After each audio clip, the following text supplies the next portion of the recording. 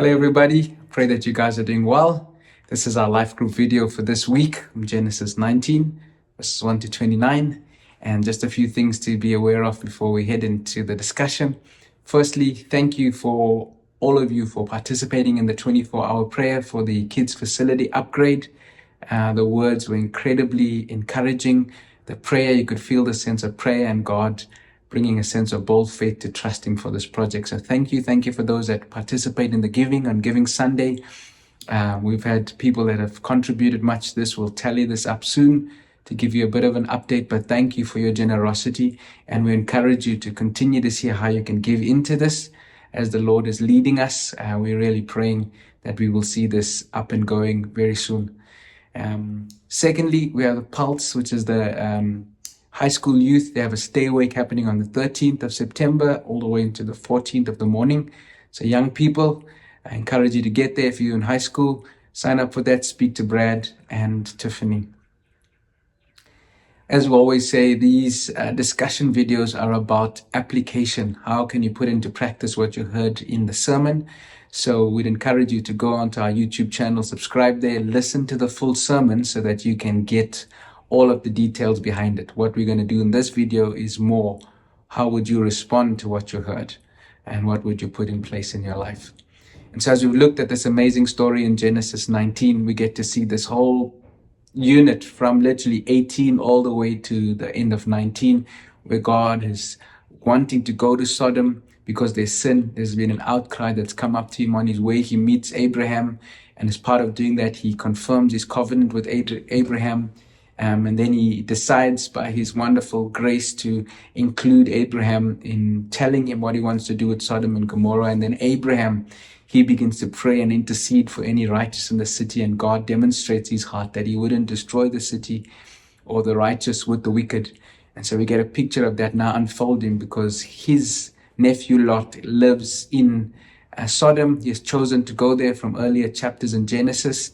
As he's separated from Abraham, he is involved in the city. He sits at the city gates.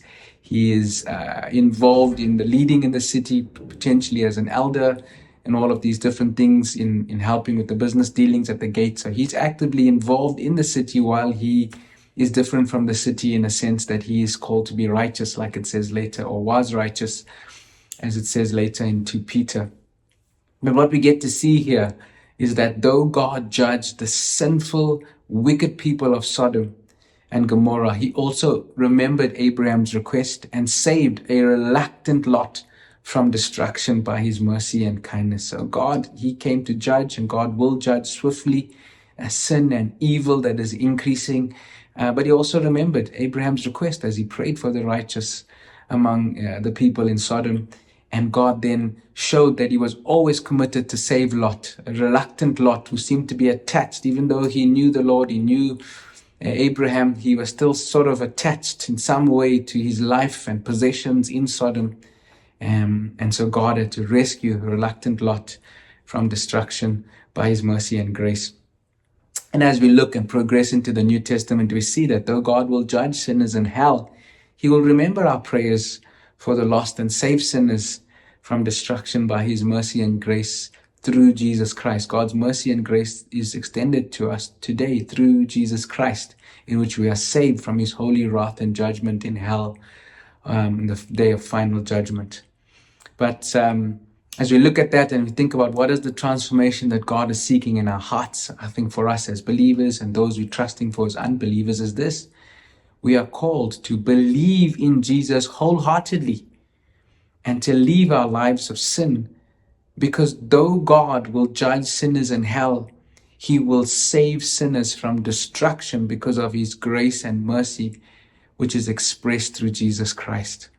And so we're called to believe in Jesus wholeheartedly and leave our lives of sin, because though God will judge sinners in hell, he will save sinners from destruction because of his grace and mercy expressed through Jesus Christ. And isn't that wonderful, this amazing tension of God's righteousness? He is perfectly just and justified in bringing his judgment and wrath over increasing sin which comes up against him. But yet in that same moment of doing that, he also extends mercy and grace and saves Lot and his family. And just like how he also saved Noah. In the midst of judgment, God saved Noah and he saved his family. So here's some questions to just consider as a group as you look at this.